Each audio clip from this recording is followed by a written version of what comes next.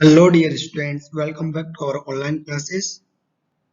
आज हम बात करेंगे बहुत ही महत्वपूर्ण topic that is GATT and WTO. क्या होता है ये आप लोगों ने कई बार नाम सुना होगा। चलिए आज इसको डिस्कस करते हैं कि गेट क्या होता है, उसके बाद में डब्ल्यूटीओ को भी अपन जानेंगे। ये दोनों काफी साथ साथ रहने वाली चीजें हैं, तो उसको समझते हैं आज। पहले हम अगर कंटेंट की बात करें तो we are going to discuss these things. इनको हम दो पार्ट में डिस्कस करेंगे। तो चलिए आज शुरुआत करते हैं कुछ बेसिक टर्म्स के साथ। कोई भी न्यू कॉन्सेप्ट नया टॉपिक शुरू करने से पहले उसमें यूज होने वाले कुछ बेसिक टर्म्स होते हैं जिनको समझना बहुत जरूरी होता है। अदरवाइज आपको पूरा चैप्टर क्लियर न हो न होने के चांस भी रहते हैं। सबसे पहले जो है गेट के जब हम बात करते हैं तो गेट जो है इंटरनेशनल ट्रेड से जुड़ा हुआ टॉपिक है, और इंटरनेशनल ट्रेड में जो है टेरिफ एंड कोटा जो है वो इम्पोर्टेंट टर्म्स है। तो टेरिफ क्या होता है?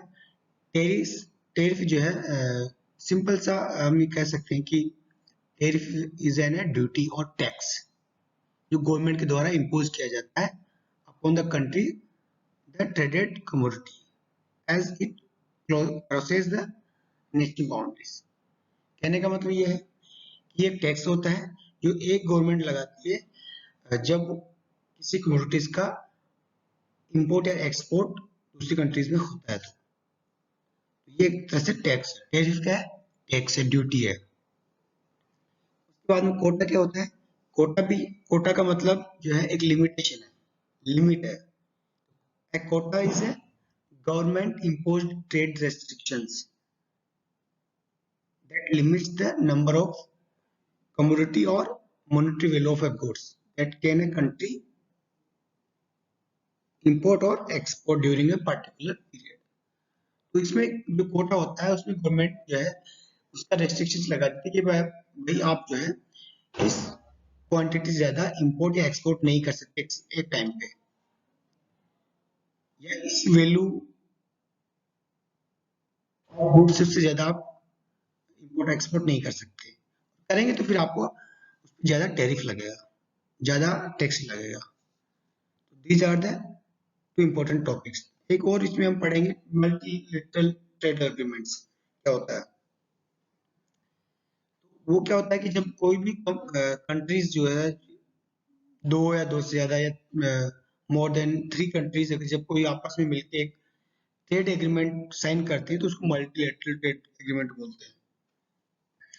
सार्क का नाम सुना होगा, गेट का नाम सुना होगा, नाफ्टा का नाम सुना होगा।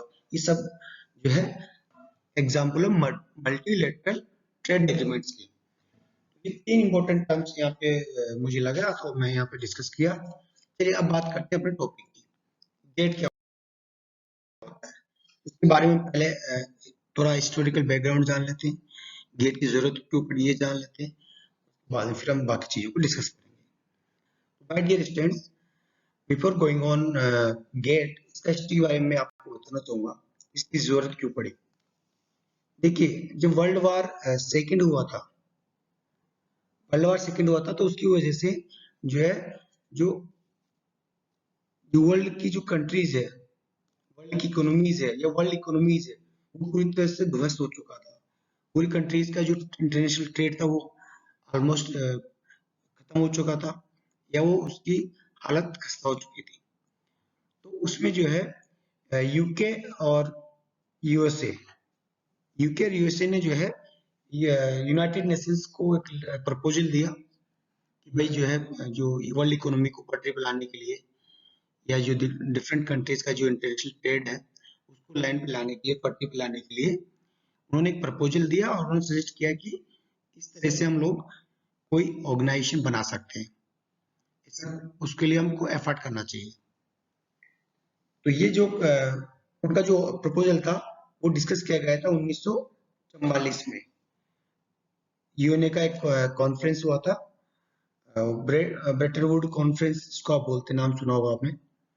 वो कॉन्फ्रेंस हुआ, उसमें डिस्कस हुआ था, और ये जो है एक इंटरनेशनल ट्रेड ऑर्गेनाइजेशन बनाने के लिए उनका प्रपोजल था कि भाई जो है हम का जो है इंटरनेशनल ऑर्गेनाइजेशन बनाया है जो इंटरनेशनल ट्रेड को मॉनिटर करे, उसको प्रमोट करे और उसमें जो ट्रेड बैरियर्स है, जो प्रॉब्लम्स है, जो चैलेंजेस है, उसको कम किया जाए। तो उसी के लिए ये कॉन्फ्रेंस हुआ था और कॉन्फ्रेंस में प्रपोजल हुआ था to promote the international trade among the countries. लेकिन जब वो कॉन्फ्रेंस हुआ तो उसमें जो है बात नहीं बनी और बहुत सारे मतभेद रहे। कंट्रीज को यूएसए शायद यूएसए ने इसको रेक्टिफाई करने के लिए बोला और कुछ कंट्रीज ने उसको अपोज किया और वो मतलब बात बनी नहीं तो वो WITO जो इंटरनेशनल ट्रेड ऑर्गेनाइजेशन जिसकी स्थापना के लिए वो हुआ था वो नहीं हुआ। तो फिर हुआ क्या कि चलिए भाई यहाँ पर कोई ऑर्गेनाइजेशन नहीं बना सकते तो एक एग्रीमेंट कर लेते हैं। तो उन्होंने फिर वो जो है वो जो कॉन्फ्रेंस था उसका आउटकम जो है वो था गेट। गेट क्या था? General agreement on tariffs and trade. तो ये जो एक उसका जो कॉन्फ्रेंस था उसका आउटकम था। और गेट जो है क्या है? ये एक ऑर्गेनाइजेशन नहीं है, ये इंटरनेशनल ऑर्गेनाइजेशन नहीं है, ये एक मल्टीलेटरल एग्रीमेंट है जो कि बहुत सारी कंपनीज ने सॉरी बहुत सारी कंट्रीज ने मिलके इसको साइन किया। तो GATT is a multilateral agreement regulating the international trade. International trade को प्रमोट करने के लिए, रेगुलेट करने के लिए और उसकी जो चैलेंजेस है, जो ट्रेड बैरियर्स है, उसको खत्म करने के लिए गेट का गेट को लगभग 23 कंट्रीज ने जेनेवा में 30 अक्टूबर 1947 को साइन किया। 1947 में ये 30 अक्टूबर को जब साइन हुआ तो उसके बाद में जो है इसको इफेक्ट में कब से आया? 1 जनवरी 1948 ये काम करने लगा या ये शुरू हुआ। उसके बाद में ये कब तक चला? ये 1994 तक चला। 1994 में जब 123 कंट्री ने मिलके जो है एक वर्ल्ड ट्रेड ऑर्गेनाइजेशन का स्थापना किया। ठीक है, तो हम आज वर्ल्ड ट्रेड ऑर्गेनाइजेशन की बात नहीं करेंगे, हम बात करेंगे सिर्फ गेट की। तो इंडिया जो है उस 23 कंट्रीज में जो है फाउंडर मेंबर था, मतलब इंडिया भी जो है इसका फाउंडर मेंबर रहा है। इसके बाद क्वेश्चन पूछा जाता है कि इंडिया वाज फाउंडर मेंबर और नॉट। तो it is founder member of GATT since 1947।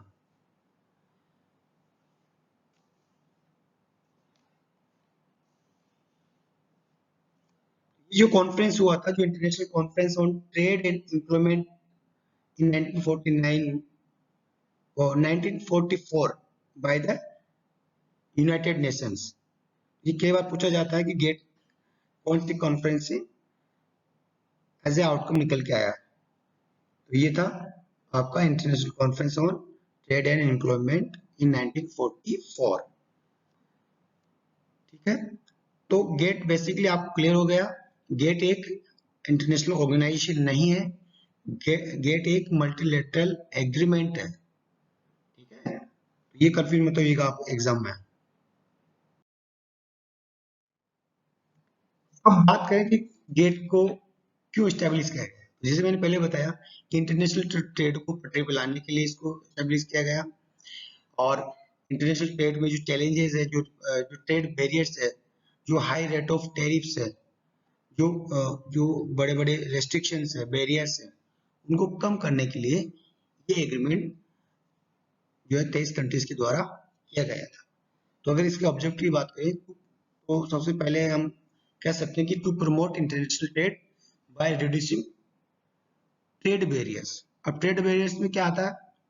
जैसे आपका टैरिफ हो गया, कोटाज हो गया, quota means limitation on quantity. उसके अलावा आपके पास वो कोई किसी तरह का स्पेशल रेस्ट्रिक्शंस है तो वो रेस्ट्रिक्शंस ट्रेड बैरियर्स है। मतलब बहुत सारा उससे पहले जो है बहुत सारा टैक्सेस, बहुत सारे टैरिफ्स लगते थे, बहुत हाई रेट होता था उनका। कहीं ना कहीं जो है इंटरनेशनल ट्रेड में और भी बहुत सारे के बैरियर्स जैसे कि नॉन टैरिफ बैरियर्स को बोलते हैं। बहुत सारी कंट्रीज जो आपस में जो है म्यूचुअली जो है बेनिफिट ले रहे थे, जिससे कि उनका तीसरी कंट्रीज को जो नुकसान हो रहा था, तो वो सब चीजों को खत्म करने के लिए जो है इंटरनेशनल ट्रेड को बढ़ावा देने के लिए, इंटरनेशनल ट्रेड को प्रमोट करने के लिए जो है गेट का स्थापना किया गया, या ये गेट को एग्जिस्टेंस में लाया गया।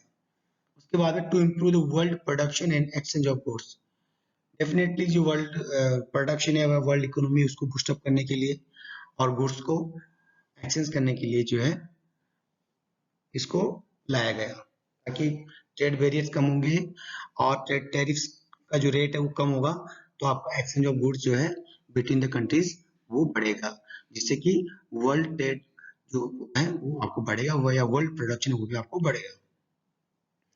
इसके अलावा जो मेंबर कंट्रीज है उसका लिविंग स्टैंडर्ड को बढ़ावा देने के लिए भी इनका एक ऑब्जेक्टिव था कि कैसे उस पर्टिकुलर कंट्रीज में जो है लिविंग स्टैंडर्ड ऑफ पीपल्स जो है उसको इम्प्रूव कर सके, means by the providing employment opportunities, क्योंकि अगर प्रोडक्शन होगा या एक्सचेंज ऑफ गुड्स होगा, these are creating the opportunities for employments, कहीं ना कहीं वो आप जो है लिविंग स्टैंडर्ड को सपोर्ट करने का इसका एक ऑब्जेक्टिव रहा। इसके अलावा to settle the disputes through consultation within the framework of GATT, तो अब क्योंकि इंटरनेशनल ट्रेड होता है, ट्रेड में बहुत सारे डिस्प्यूट्स होते हैं, बहुत सारी कंट्रीज के बीच में डिस्प्यूट्स होते हैं, तो जैसे चाइना और बाकी कंट्रीज के साथ होता है डिस्प्यूट, बहुत सारे के डिस्प्यूट्स होता है। डिस्प्यूट का मतलब उनका जो इंटरेस्ट होता है कंट्रीज का, वो जो है डिस्ट्रॉय होने लग जाता है, उनको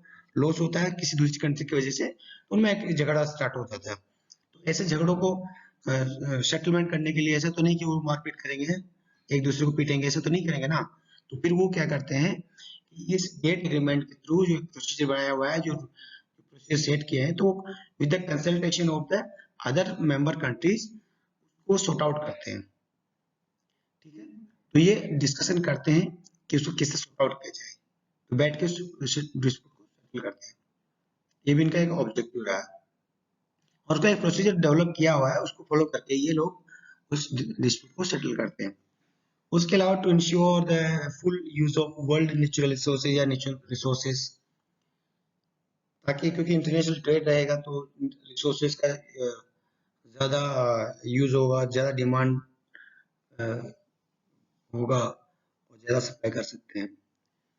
तो these are the some basic objectives of GATT, और गेट जो है बहुत ही उस टाइम पे जो जरूरी स्टेप था, और हालांकि ये गेट के अपने कुछ लिमिटेशंस भी रही, वो हम नेक्स्ट वीडियो में डिस्कस करेंगे कि क्यों गेट में सक्सेसफुल नहीं रहा, क्यों डब्ल्यूटीओ की स्थापना करनी पड़ी, ये सब चीजें हम जो है नेक्स्ट जो वीडियो का उसमें डिस्कस करेंगे। अभी हम क्या करेंगे कि जो गेट का बाद का जो ऑर्गेनाइजेशन था, जो कि जिसको हम डब्ल्यूटीओ बोलते हैं, वर्ल्ड ट्रेड ऑर्गेनाइजेशन, ये दोनों में क्या डिफरेंस हुआ, ठीक है, तो इन दोनों में क्या डिफरेंस रहा इसको हम डिस्कस करेंगे, और देखेंगे कि इनमें क्या ऐसी चीजें थी जो गेट में नहीं था। तो पहली तो बात हम बात करें, पहला डिफरेंस देखें या पहले स्टडी हम कंपैरिजन स्टडी करें, तो भाई गाइस, तो गेट और डब्ल्यूटीओ के बारे में अगर हम डिफरेंस या कंपैरेटिव स्टडी की बात करें, तो हम देखते हैं कि गेट जो है एग्रीमेंट है, जैसे हमने देखा कि वो मल्टीलेटरल ट्रेड एग्रीमेंट है, जो कि डिफरेंट कंट्रीज के बीच में होता है। लेकिन डब्ल्यूटीओ क्या है, वो एक ऑर्गेनाइजेशन है, वो एक इंस्टीट्यूशन है जिसके बहुत सारे कंट्रीज मेंबर है, एक एस्टेब्लिशमेंट प्रोसीजर है, उसका एक स्ट्रक्चर, उसका है लोकेशन, उसका हेडक्वार्टर है, और वो एक ऑर्गेनाइजेशन है, और ये एक एग्रीमेंट है।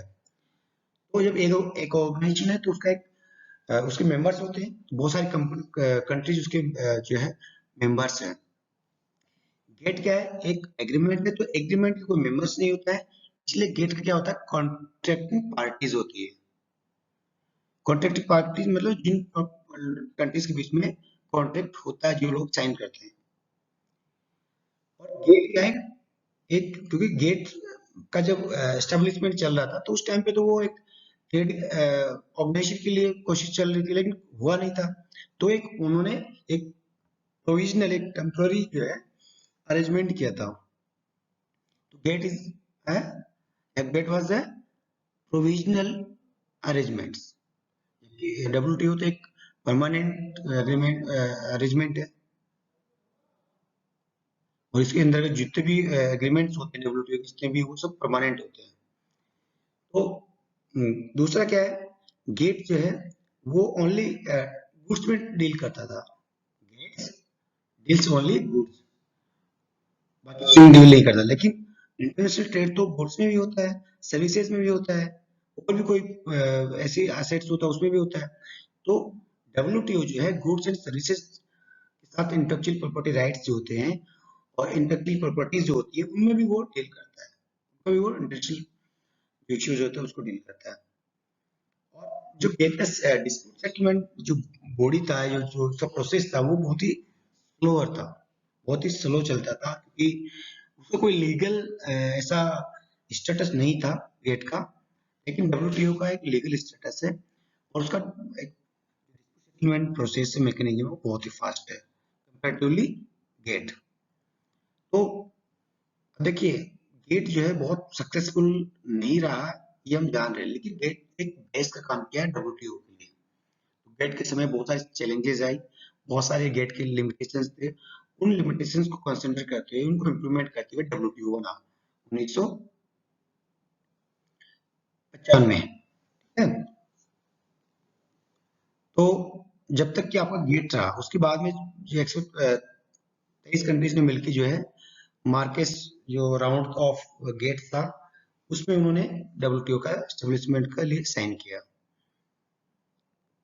तो these are some basic difference या comparative study between GATE and WTO। इसके बाद में हम जो है गेट के बारे में कंटिन्यू डिस्कस करेंगे फर्दर पार्ट में।